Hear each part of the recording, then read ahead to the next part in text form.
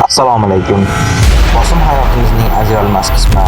Biz uni suvda, havoda va hayotimizda undan har kuni foydalanamiz. Ammo u haqida bilganimiz juda ham oz.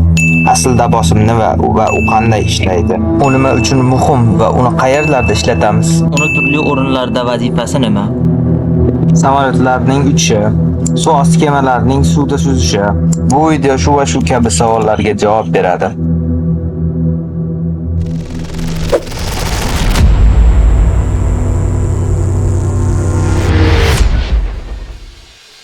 Tasavvur qiling, o'rmonda o'tin qilyapsiz. Qo'lingizda bolta va siz daraxtlarni chopyapsiz.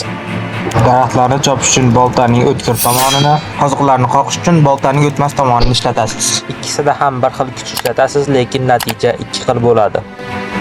Bu yerdagi farq bosimda. Juda kichkinaligida, ya'ni boltaning o'tkir tomoni bilan urganingizda narsalarni maydalab tashlaysiz va shu holatda bosim kuchli bo'ladi. Bekatda bo'lsa, bosim kichkinalashadi. Qoidaga ko'ra, yuza birligiga ta'sir qiluvchi kuch bosimga teng.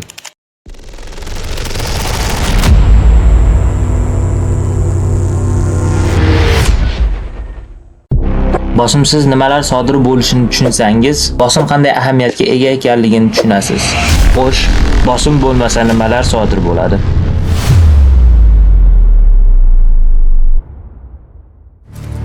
Insonlar va hayvonlar zudlik bilan hushdan ketadi. Yurak faoliyati va organizmdagi boshqa suyuqliklar ishdan chiqadi.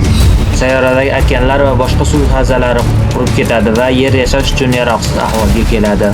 Atmosfera yo'qolib, yer sayyorasi himoyasiz qoladi.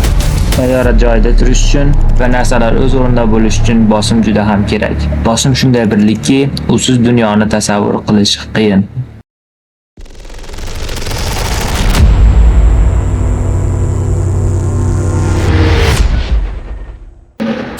Bosim haqidagi bilimlar turli sohalarda ishlatiladi.